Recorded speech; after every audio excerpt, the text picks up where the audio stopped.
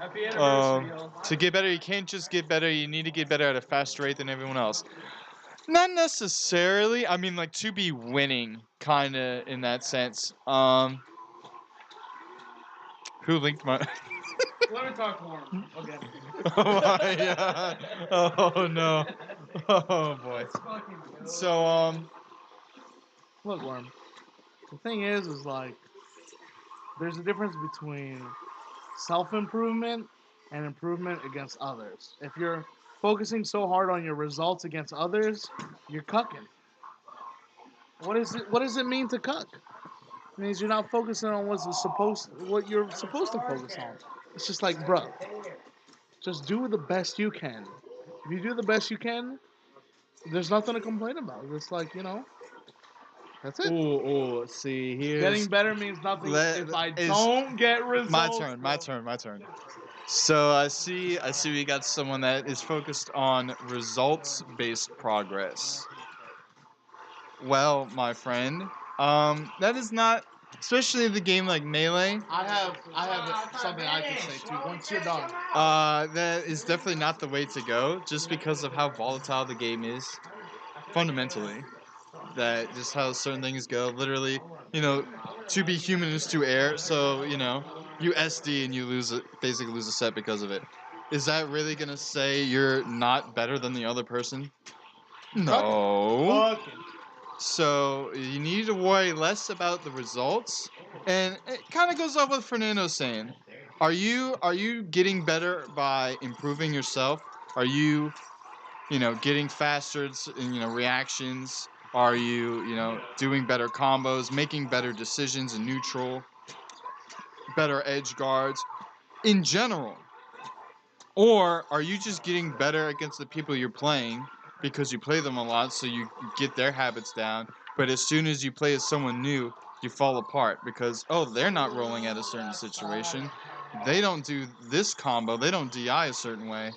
So, I mean, I understand you play net play a lot, so you do get to play a lot Net of... play is for subhumans. Good lord. So you get a good bit of experience. I mean, it also depends on who you're playing on net play. So are you playing a bunch of people on ranked?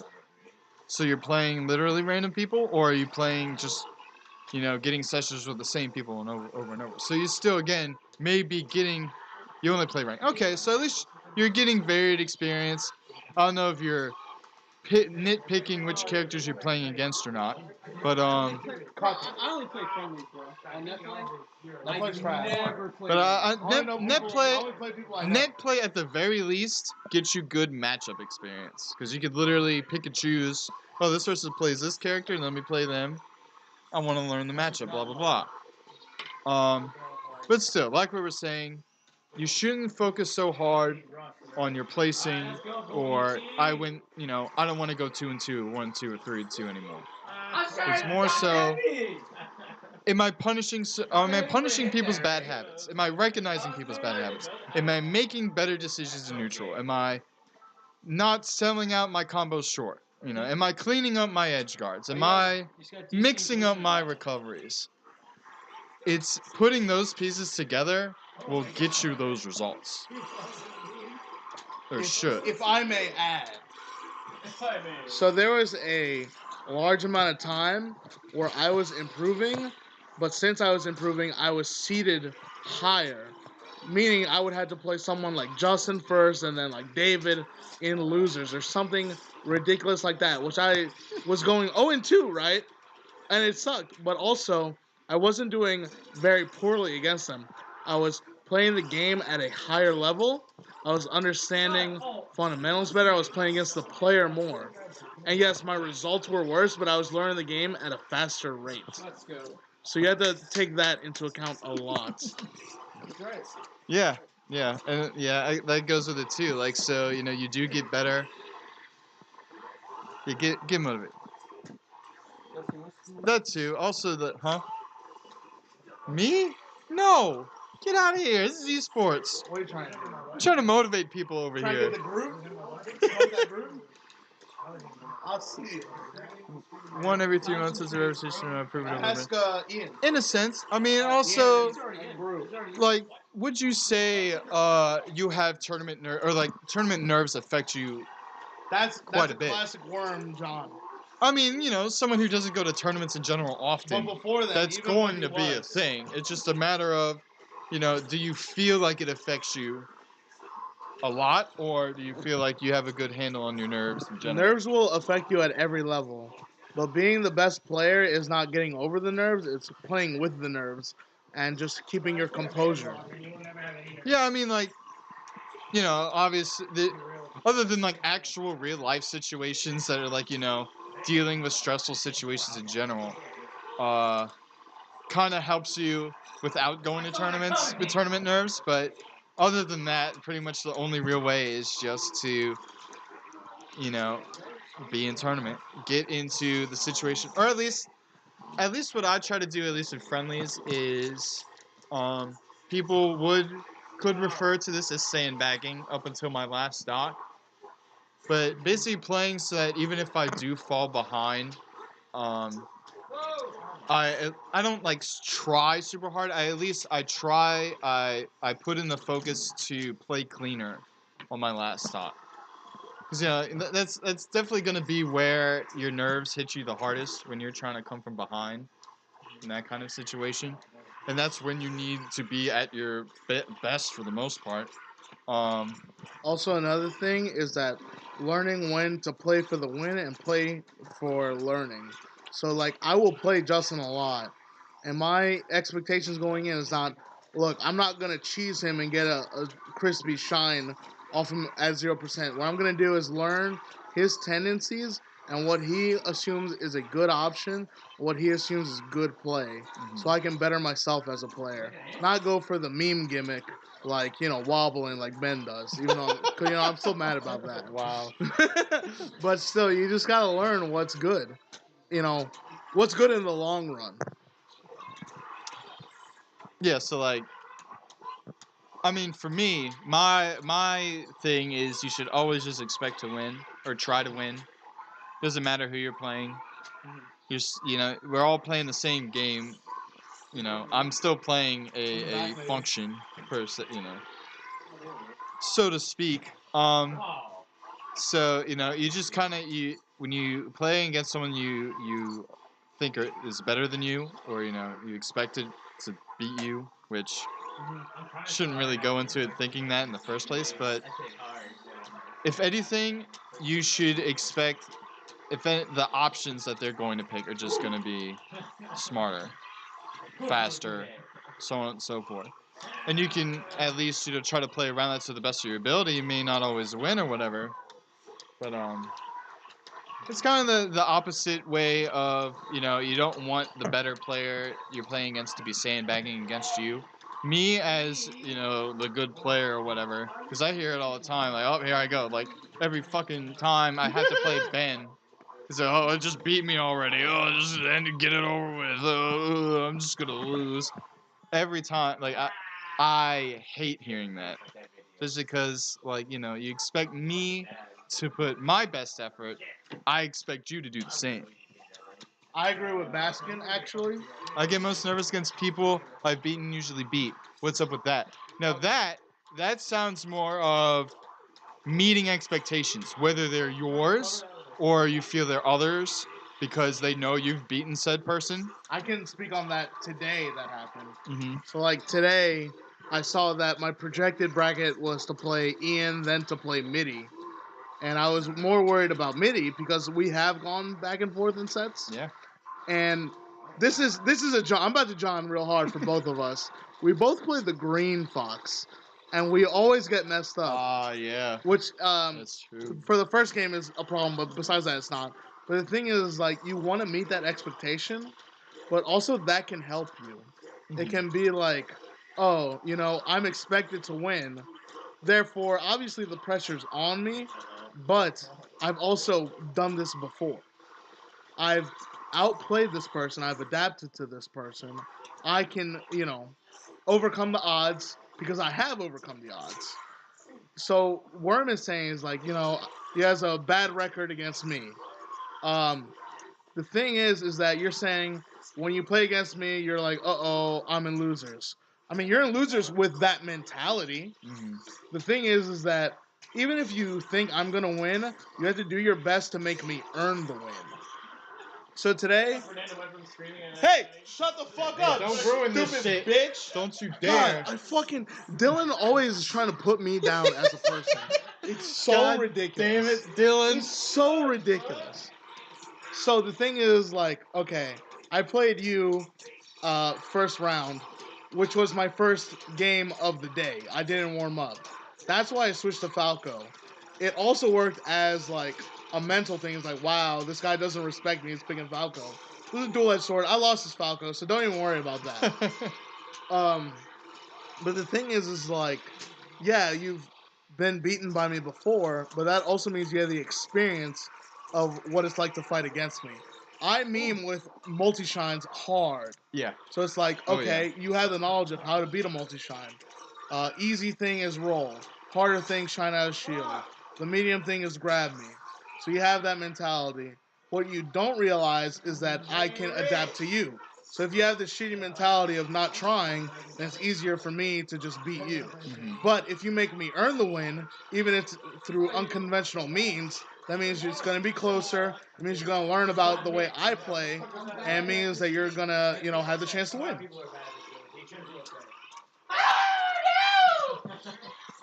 Yeah, everyone has trouble doing stupid fox full hops.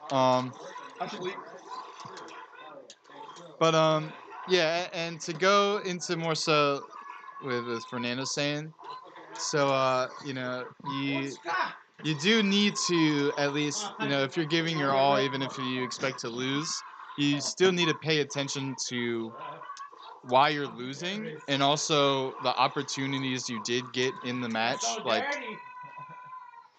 why they did work or why they didn't work. Like, you play your friend all the time, up tilt or up throw up air always works. But they don't SDI the up air. Then you go to the tournament, someone's SDI the up air. It hits a lot of people usually starting out. That shit deep as fuck. What are y'all talking We're about? talking deep. Deep meta. Yo, let me get on this shit. So what's up? What's up? What are we all talking about? There's this guy who was here earlier. Play fucking Dragon Ball, Alex. Damn. I just got rejected. God damn. No Mortal Kombat players allowed. Oh my god. Ah, just because I play Mortal Kombat, Hey, look at this guy if you're trying to get that kind of judgmental shit. Dylan got mad at me because I wanted to play Mortal Kombat X once and shamed me. You shamed everybody. I've never shamed anyone!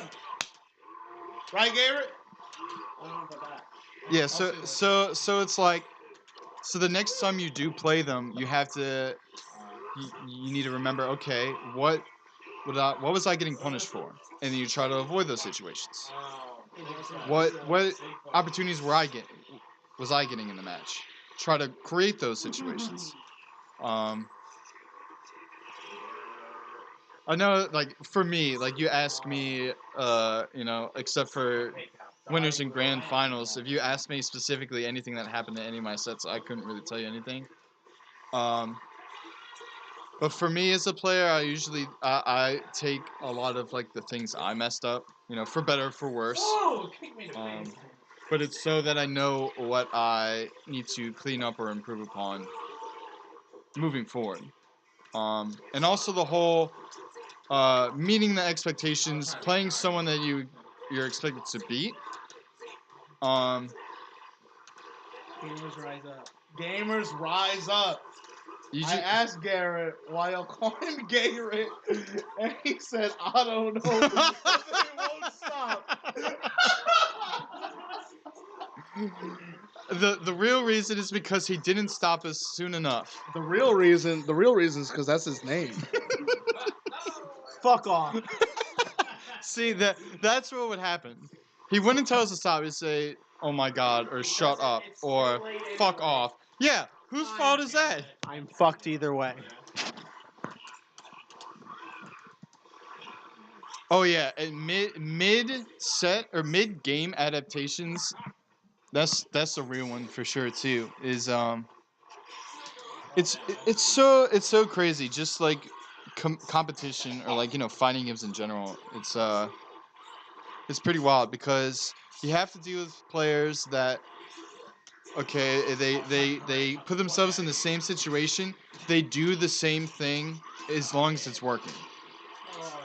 So as a player going against that, you eventually beat that option, or you keep losing to that option. Well, eventually you'll figure out, or you'll learn how to beat said option.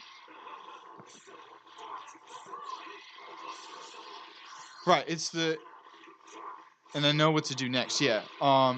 So yeah, you figure out what you should be doing instead in that situation. That player will stop. But then you have the players that will just keep doing it regardless of what you do about it, and that's actually like the base level form is someone will keep trying to do the same thing because it works sometimes or all the time or whatever.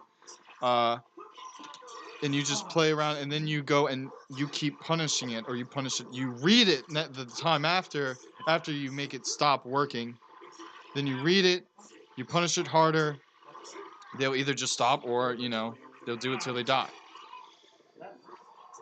I'm gonna head out. Thank you, stream. Thank you, Justin. All right, fam. Thank you.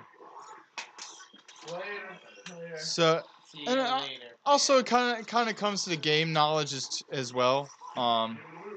Knowing what your character is capable of, and also what your opponent's character is capable of. Whether or not through practice, or watching top players play your character, their character, or just watching certain player habits. Why are we even? I don't know. We literally just six, one after the other. So yeah, it's a very pretty well put out. What I was gonna say is that there's still just it's a player, their function, playing the function, their character. They're playing DBFZ.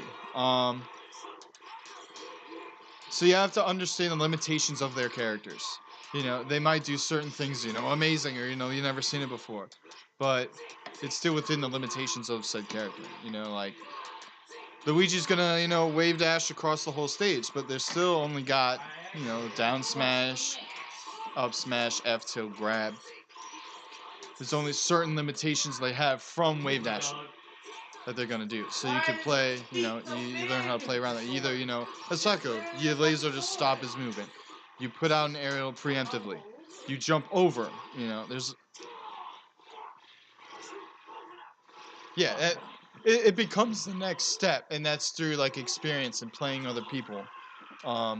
Friendlies or otherwise.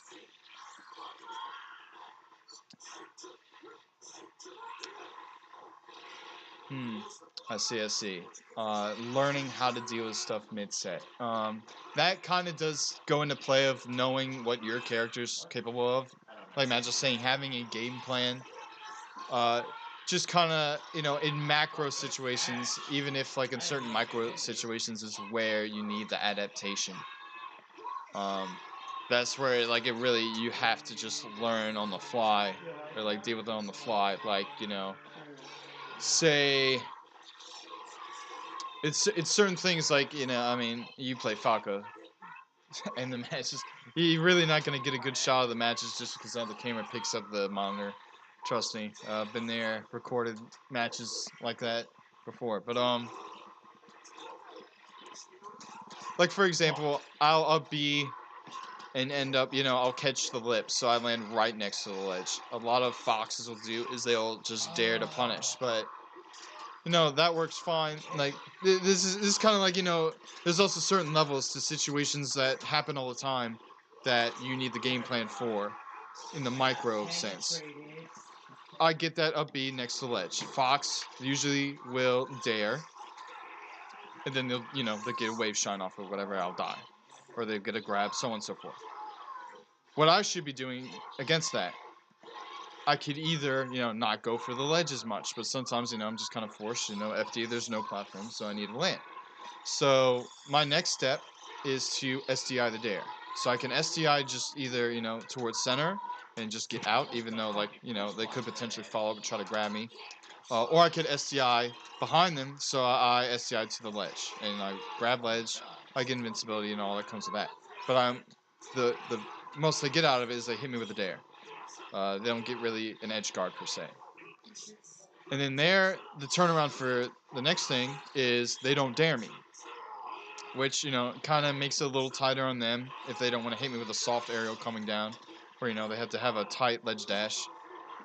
That kind of thing. It's, that kind of thing, though, that's more of a, as you play, multiple matches. But in a sense, as you're playing mid-game.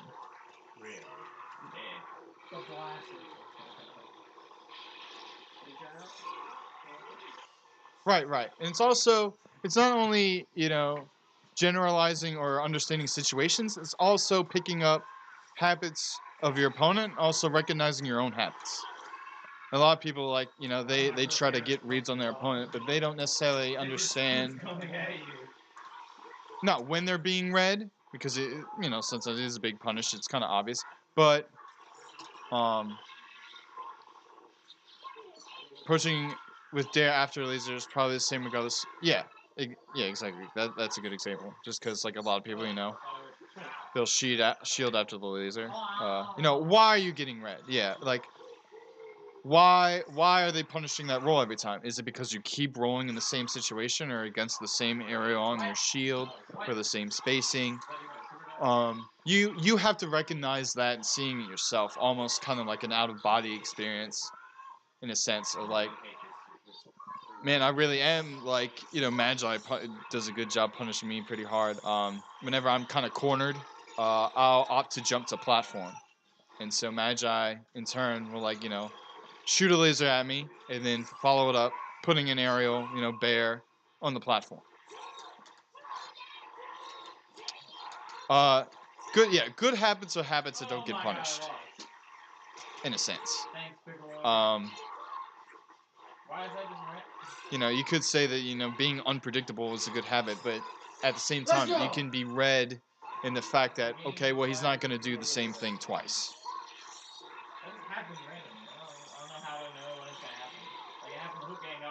Yeah, that's like a macro thing, too. Okay, they opt to choose, teching in for center stage. Or, they'll choose, instead of going out for an edge guard, they'll choose to keep stage position, stage control.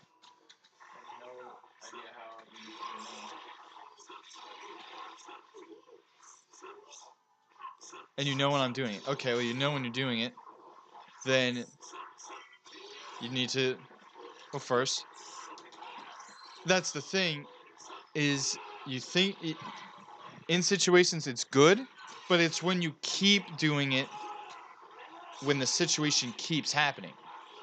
That's when it becomes the habit.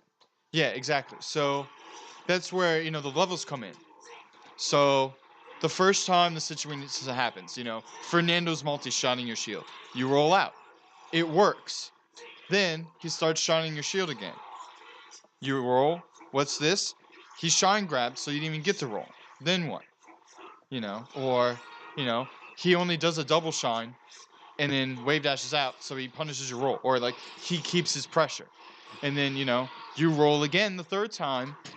He just does one shine and waits for the roll. That's when, doing the good thing, it's a good thing the first time. But it's when you make it a habit that it becomes bad. So, the next time, like you said, the second time, he's coming with those multi-shines again.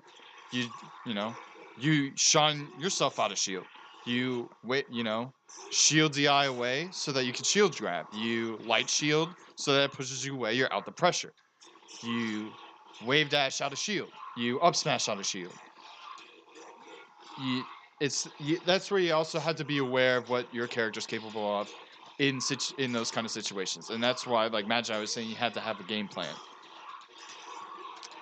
Oh yeah, absolutely.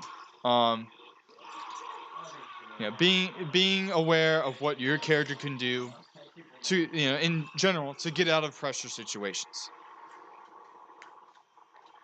Yeah, once you have the sort of the big picture game plan, and then you get down to the smaller situations and you get the game plans there. That's where the game gets so beautiful, you could say. You know, the purest perspective. Right. It's. I feel a lot of players too. Like they'll see a player say do this or do that in a certain situation, but it's not. They do it then not because that player themselves feels like that's that's what they should do. It's because KJH does it all the time. You know, he Marth killers full needles on the edge. You know, so it should be done. But it should be more so of an instinctual thing, like you thinking it's the right decision. It needs to feel natural.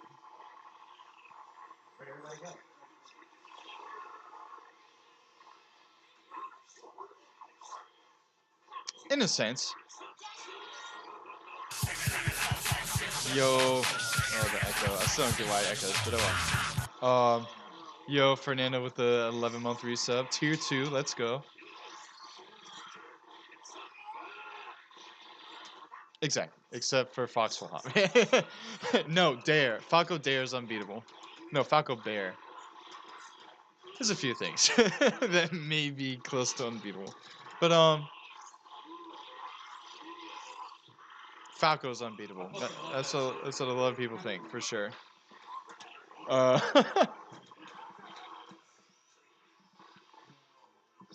But yeah,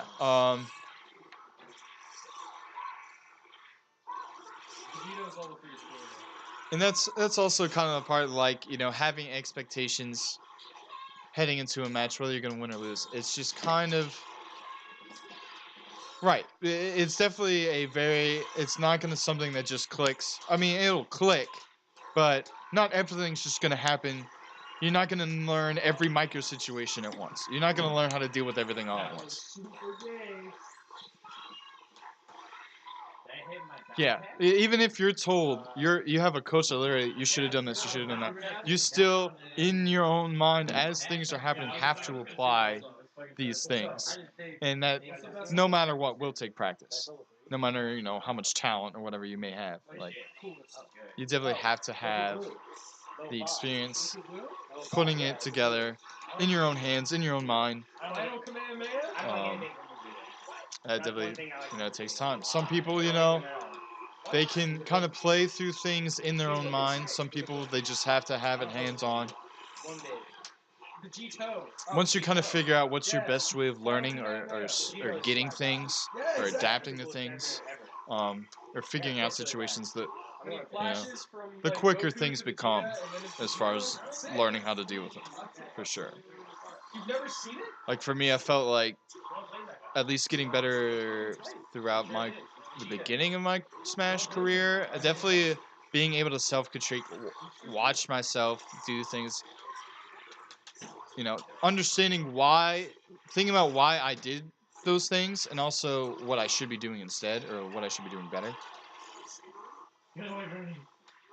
Wow. Well, I'm just giving this out for free. What am I doing? I'm not doing shit right. Alright, my time is up here.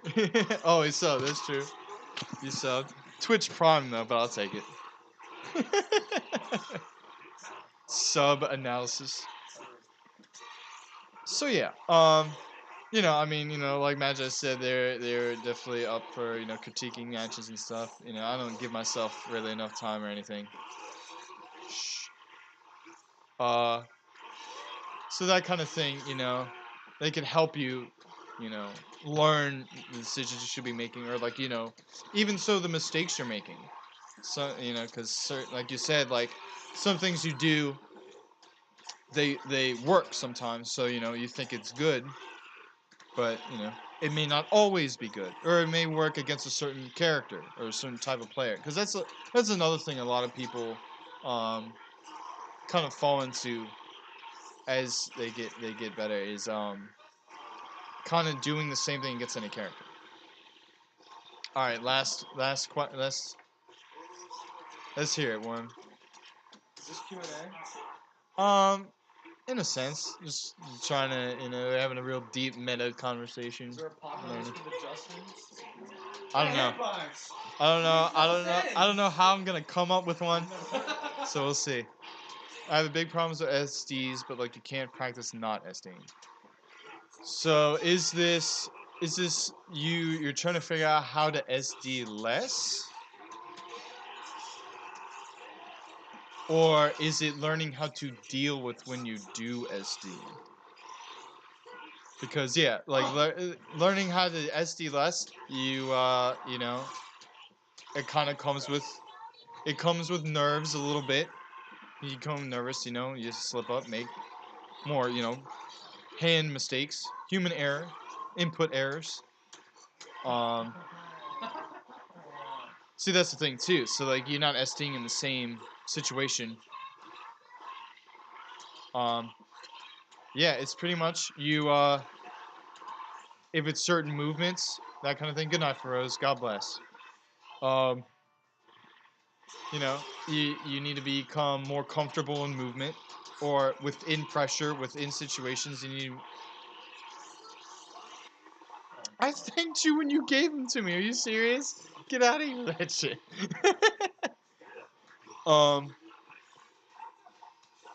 Because it's also like, you know, if you feel like you're getting pressured when you're near ledge, so you mess up. Right, yeah, for sure. But it's also like, is it necessary, like in general, whenever you're SDing, when you're ledge testing, is it just, you know, does it matter what the situation is? Or is it when, you know, you're getting pressured, or you have to understand like why, like you have to be that aware of what's happening. Like I know a lot of times if I'm missing a ledge dash, it's because I either choose to go down or I'm just doing it too slow. So I gotta, you know, kind of get that. If I do choose to go down, to just, you know, go through the motion slower. Of course, you know, it's not as good of a ledge dash, but I'm not SDing. Or, you know, you just gotta move on. It happens, you know, to errors to be human. So you have to.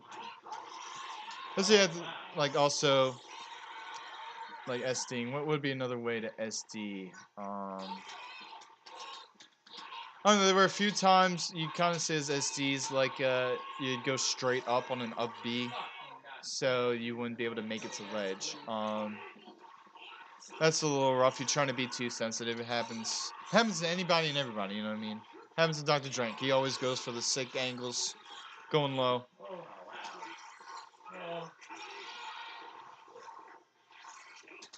Oh yeah, for sure. You just kind of have to also like walk yourself through those situations too. But yeah, obviously part of it, especially if it's random when you're SDing, you know, has to go with, you know, nerves. Whether it's like, you know, coming from behind, or you know, it's in tournament, you're in losers, it's your last stock, or, you know, situational pressure, that kind of thing. Definitely comes with experience. Oh god, man, I just died, man. You even saw the freeze frame. Yeah, you definitely don't want to like try to improve everything all at once, for sure. So it's good to just focus on one thing at a time. That's what I always say. You know, one thing at a time, for sure. It's kind of almost a matter of, you know, being able to pinpoint what that one thing is and how to go about getting better at it.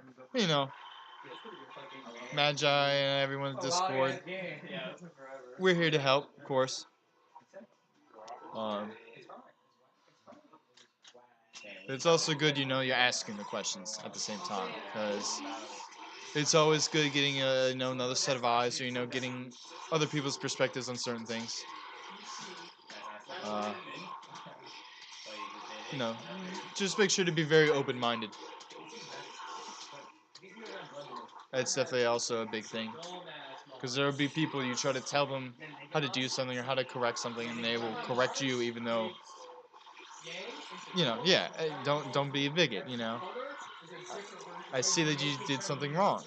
You got hit by this because you did this. And then there's people that will tell you that what they did was right, but they got punished for it. So it wasn't right. You know, like, objectively, the situation deemed you did the wrong thing. So, you know, it's willing to accept that you're not always right. Or, you know, you won't always be right. Certain things will happen, you know, like we said, they'll be right in certain situations, or, you know, we'll work the first time or whatever. or at a certain level, but won't work all the time. You have to understand that as well. Yeah, good talk. Good talk, everyone. What that hitbox? Do it again. Why not? I mean, I wasn't gonna call anyone out, Magi. Damn.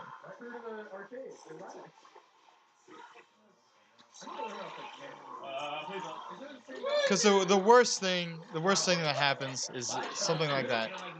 You tell someone they did something wrong. No, I did it right. So the situation comes again, and they do the same thing again, and they get punished again. It's just like, oh, that was right again, clearly. I mean, yeah, definitely. I should definitely highlight this.